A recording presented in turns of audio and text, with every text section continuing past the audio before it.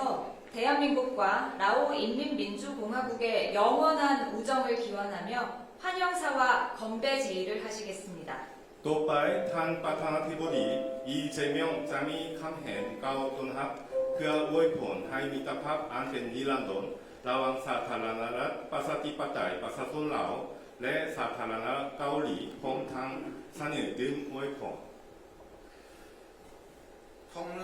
시슬릿 국가조정님 그리고 날리 시슬릿 여사님 ขอเฮียนทางธนาคารทองรุนศรีสุริตประธานประเทศพร้อมด้วยภรรยาทานนางนาลีศรีสุริต 그리고 라오 인민민주공화국 대표단 여러분 진심으로 환영합니다. และขอเฮียนทานคณะผู้แทนจากสปปลาวข้าพเจ้าขอแสดงความยินดีต้อนรับอย่างสุดใจ 올해는 대한민국과 라오 인민민주공화국의 재수교 30주년이자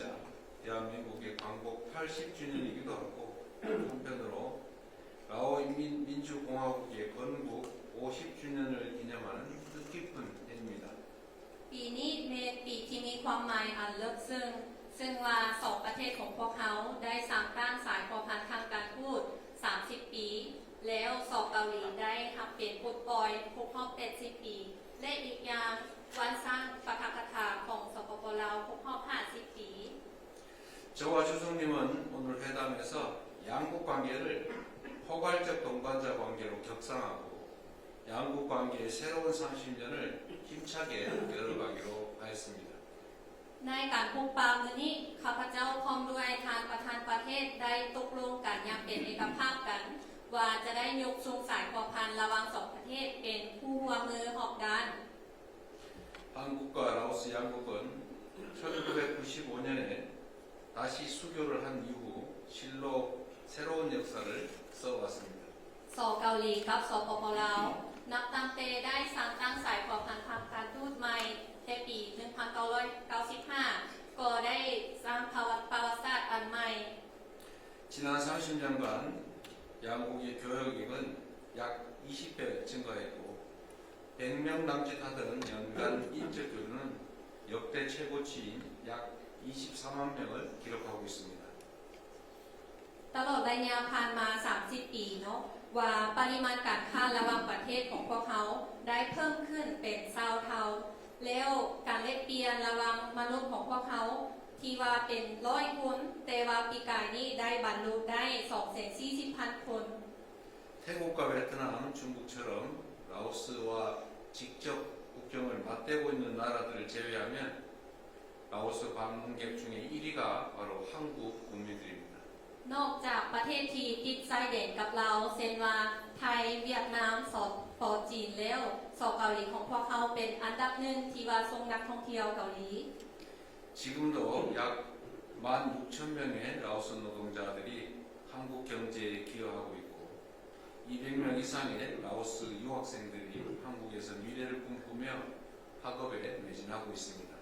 ณ ปัจจุบันนี้มีแรงงานลาวหลายกว่า 16,000 กว่าคนที่ได้ประกอบส่วนเข้าในเศรษฐกิจของสเกาหลีและยังมีนักศึกษาของลาวที่มาเรียนอยู่เกาหลีก็มี200กว่าคนที่ว่าตั้งใจเรียนเพื่ออนาคตของตน 국가 간의 관계도 결국은 사람 간의 관계에서 시작됩니다.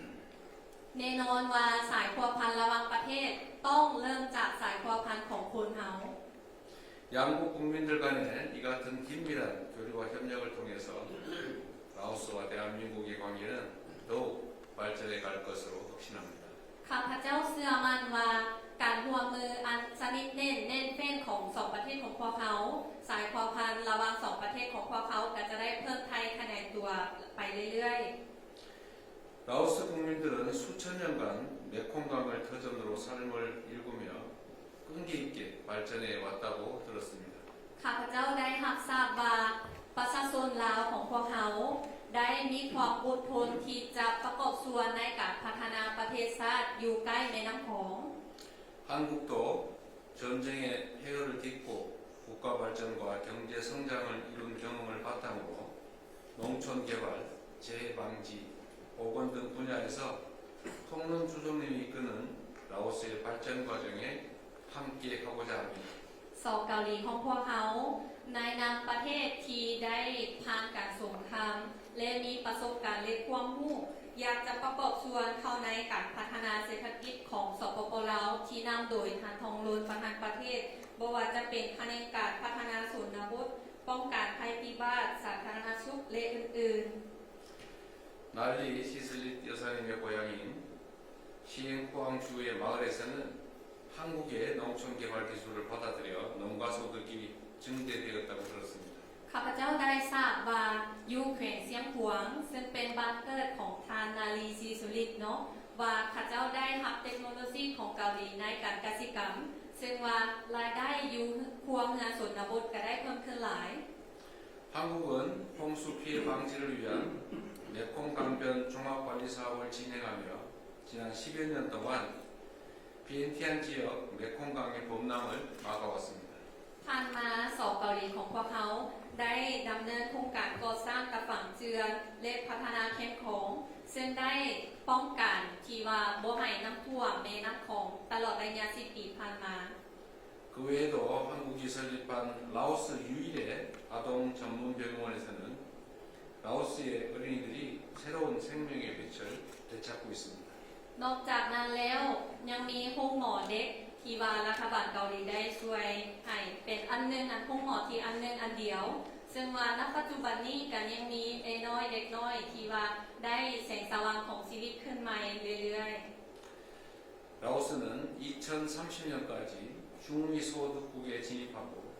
내륙 연계 국가로 발전한다는 비전을 적극 추진하고 있습니다. ในปัจจุบันนี้สปป.ลาวกำลังดำเนินการเป้าหมายและวิสัยทัศน์ที่จะเข้าสู่ประเทศที่รายได้ปานกลางในปี 2030 และจะให้หันเอาประเทศที่บ่มีทางออกสู่ทะเลหันไปเป็นประเทศที่สามารถเชื่อมโยงในภาคพื้น 참으로 멋진 비전입니다. 흔히 내륙 국가다라고 하면 교류가 어려운 지리적 여건을 떠올리기 마련인데 통문 주석님은 내륙 국가들끼리 교통을 연결하는 혁신적인 비전으로 통념을 싣고 있습니다. ข้าพเจ้าเห็นว่าเป็นวิสัยทัศน์ที่อันโดดเด่นหลายแปลว่าถ้าว่าคนอื่นๆคิดว่าประเทศที่บ่มีทางออกสู่ทะเลก็อาจจะเห็นแต่ข้อจำกัดแต่ว่าปฏิทินสร้างของธนาคารทองล้นก็ได้เห็นว่าเอาประเทศที่บ่มีทางออกสู่ทะเลเป็นประเทศเชื่อมโยงนี้อันนี้เป็นปฏิทินสร้างที่ดีหลาย 저는 이런 발상이 초등학교 학교 때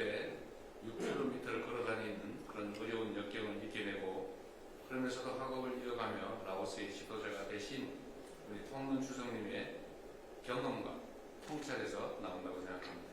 ข้าพเจ้าเห็นว่าการประดิษฐ์สร้างหรือว่าความคิดเห็นที่ดีแบบนี้นี่อาจจะได้เกิดขึ้นมาจากความอดทนที่ว่าธนาคารประธานประเทศหันได้ย่างไปโรงเรียนต่ออย่างน้อยหัน6 กิโลเมตรกันยังไปย่างแต่ว่าข้าพเจ้าเลยเห็นว่ามันมาจากประสบการณ์และความเข้าใจอันเลิศเลิศได้นำเป็นผู้นำ 6km 걸어서 학교 다닌 건 저하고 많이 닮았습니다. แบบว่าที่ว่าย่างไปโรงเรียนหลายๆก็คือว่าใครคือกันกับข้าพเจ้าเอง 한국은 라오스의 발전 비전을 지지합니다. 양국은 인프라 개발과 핵심 광물뿐만 아니라 통론 주석님의 뒤를 이어 훌륭한 지도자들이 배출될 수 있도록 정부 초청 장학 프로그램, 디지털 전환 등 교육 분야에서 호혜적인 협력을 계속 추진해 나가겠습니다. สอบเกาหลีของพวกเขาสนับสนุนต่อวิสัยทัศน์ของสปป.ลาวและได้ต่อไปทางสอบเกาหลีของพวกเขาก็จะได้จัดตั้งปฏิบัติการร่วมมือให้ทางฝ่ายต่างได้รับผลประโยชน์ในแขนงการที่ว่าบ่ว่าจะเป็นการพัฒนาโครงสร้างพื้นฐานหรือว่าบ่เหตุที่หายากหรือว่า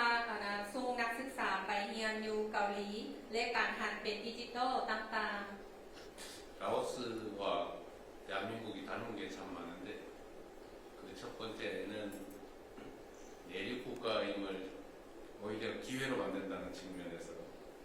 대한민국이 반도 국가라고 하는 이 위기를 기회로 만든 것과 닮았습니다. บอกว่าลาวกับเกาหลีหันมีงานขายค่ายคือกันเนาะแบบว่าอยู่ลาวหันเป็นประเทศที่บ่มีทางออกสู่ทะเลแต่แล้วเกาหลีของพวกเขาก็คือว่าเป็นประเทศที่อยู่ในเลนที่ว่าบ่มีทางออกเข้าไปในทางบก 그리고 또 하나 다른 게 있는데 라오스 국민들하고 대한민국 국민들이 음식을 비슷하게 좋아합니다. 쌀을 먹는다는 사실, 그리고 매운 걸 좋아한다는 겁니다. แล้วอีกอย่างก็คือว่าความนิยมเกี่ยวกับอาหารเนาะคนเกาหลีกับคนลาวหันก็กินข้าวเดแล้วมักกินเผ็ดเดอันนี้คล้ายคลึงกัน 국가가 성장 발전하는 데는 여러 요소가 있습니다. 일할 때 좀 독하게 해야 되는데 매운 고추를 먹는다는 측면에서 비슷하지 않을까 생각이 됩니다. แบบว่าเพื่อจะสร้างสรรค์ประเทศชาติเนาะแบบเขาก็ต้องได้เอาจังเอาจริงเนาะแบบว่าเขากินมักเผ็ดที่ว่าเผ็ดเอาตั้งใจกินก็คือว่าเขาสามารถนำพาประเทศชาติได้ 네, 부처님께서 좋은 도반을 만나는 것은 수행이 모든 것을 이룬 것과 같다라고 말씀하셨습니다. พระพุทธเจ้าได้บอกว่าที่ว่าเขาจะได้พบเพื่อนร่วมธรรมนำกันนี้ก็คือว่าการบรรลุทุกสิ่งทุกอย่างในการปฏิบัติธรรม 앞으로 양국이 또 다른 30년 향해 나아가는 여정 속에서 저와 주성님 그리고 한국과 라오스가 좋은 도반으로서 양국 관계를 더욱 발전시켜 나가게 되기를 기대합니다. ข้าพเจ้าคาดหวังอย่างยิ่งใหญ่ว่าใน 30 ปีต่อหน้าสปป.ลาวกับสเกาหลีของพวกเขาอีก 30 ปีพวกเขาจะเป็นผู้ร่วมปฏิบัติธรรมนำกันเพื่อจะพันขยายตัวสายพันธุ์ระหว่างสองประเทศของพวกเขา